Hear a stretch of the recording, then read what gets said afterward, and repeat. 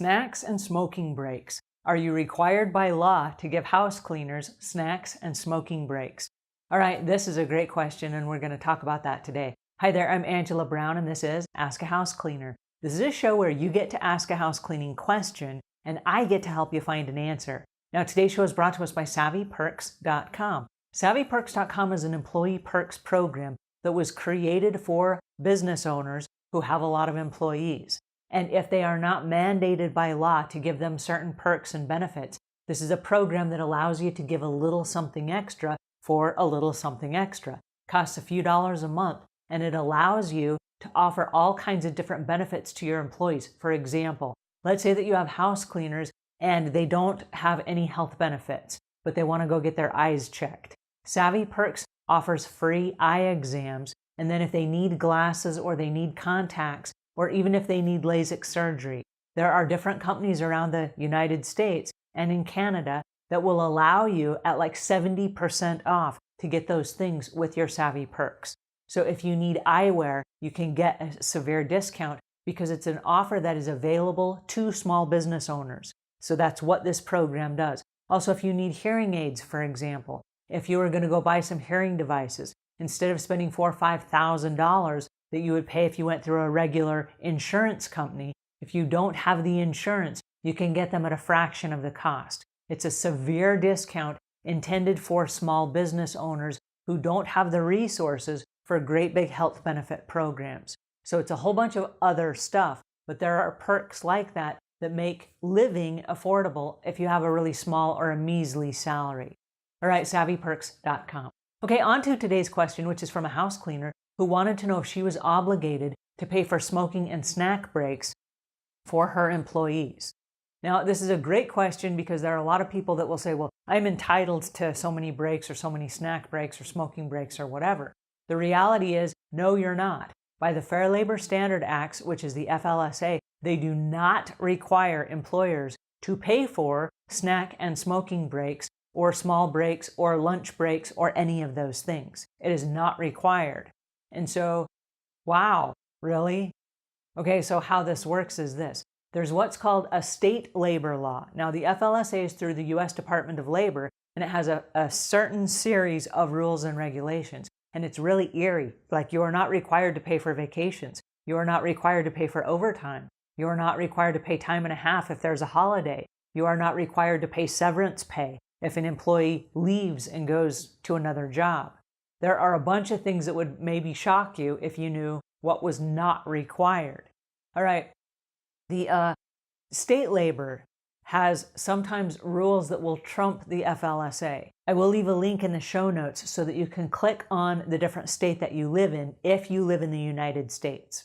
All right, now the rules in some states is what's called a standard rule. Now, it is not an FLSA rule, it is a state labor law that says for every 4 hours that you work, you are entitled to 10 minutes of a break time. That would be a smoking break or a snack break or just a go walk around the block break or whatever. 10 minutes of paid time for every 4 hours that you work. Now, if you work 5 hours, you are allowed a 30-minute break. It's not a paid lunch, but it's 30 minutes off for you to go smoke or take a break or grab some snacks or take a short nap or whatever you want if you work 5 hours. If you work a 10-hour day, you're entitled to 2 half-hour breaks. So that's kind of how that shakes out. So are you required? No. And if you want to be a stickler, you can sit down on day one in your rules and regulations in your employee handbook. You can say, I do not pay for any of these things, and then make a list of the things you do not pay for, according to the Fair Labor Standard Act. Now, I would check with your state to make sure that you are in compliance with your state regulations. Now, having said all of those things, the goal of hiring somebody for the job is to inspire them to come to work. And so you want to figure out what motivates each employee. Now, if you have a cleaning team of, say, 4 people, in the same 4 people, you might have 4 different motivations of the reasons these people come to work every day. This person may be motivated by money. So if you give them more money, they will be motivated to come back to work. The other person might be working, but they may be motivated by time off. I need the money, so I'm here to work, but I would love to have an extra day off. And so if there's a flex schedule, if there's a holiday, if they're not busy, or if you have a cancellation, they would prefer you just to send them home. I'm okay with not making the money today, just send me home. I would rather have the day off. There are people that are motivated by power and influence. And so they may want to be bumped to the top of the charts by having more responsibilities, or maybe being put in a management position, because that is what motivates them. They equate their self-worth to the jobs and the job title that they have. So there are different motivations for how people want to work. There are other people that love surprises. Oh, just surprise me. Give me a gift card. Surprise me with a gift. Surprise me with money. Surprise me with a vacation. Surprise me with a day off. They just love the surprises and the open-endedness of it all. So you've got to figure out what motivates each individual people, because even if you're a really small company, you still have to figure out how to keep each of those people coming back to work every single day. So if you were just to say flat across the board, I'm a small company, I'm starting up and I don't have much to give you. And so as my company grows, if you stay here and help me grow the team, I will give you more as my company grows. And then give as much as you can. I don't have any extra holiday pay to give you, but if you want to work on a holiday, I'm still working, you're welcome to come join me. And then let them know I don't pay any overtime on the holidays, but the day is open if you want it. You're not just off for the day. You might decide that you can pay a $20 bonus for working on a holiday. And they may say, I will work my regular hours plus a $20 bonus. That's a great deal. I'll do that. There are little things that you can do to be fair. Now, if somebody takes a break, you could not have it in your rules that you could have it in your rules that you don't pay them for the break because it's under 4 hours and you're not going to give them a break. But if they take a break or they go smoke or something, don't count it against them. And so there are leniencies that you can have that will ease the job a little bit. If you're chasing people around and I'm docking your pay for 5 minutes because you took a break, you're just going to be a tyrant and you're going to be an annoyance and they're not going to want to work for your company. So you want to be as fair as possible. Now, if somebody's in the bathroom for 30 minutes every time they go in there for a break, you may have to say something to that particular person. And we had that scenario happen once. We had one employee that would just take her cell phone and she'd go in the bathroom for a half hour at a time while everyone else is cleaning and working. And she was just, how do you regulate someone's bathroom break?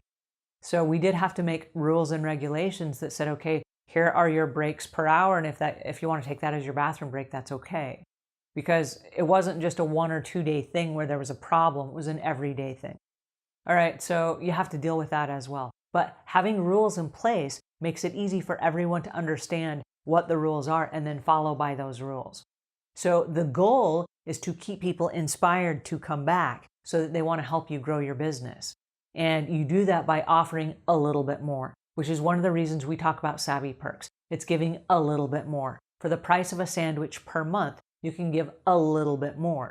And every day that your employees go out to lunch, there are everyday discounts at restaurants all across the country, at fast food places all across the country. There are buy one, get one free, buy one drink, get one free, buy one sandwich, get one free. If you have a team of people that are in a car and they're riding together, the Savvy Perks is awesome because even at gas stations, you buy a candy bar, you get one free. There are all kinds of deals that you can get with your Savvy Perks subscription. So anyway, check it out because even though you are not mandated by law to provide something, giving a little something extra inspires people to keep showing up every day and makes them feel like, hey, there's something fun or something cool here about this particular job. Alrighty, that's my 2 cents for today. Until we meet again, leave the world a cleaner place than when you found it.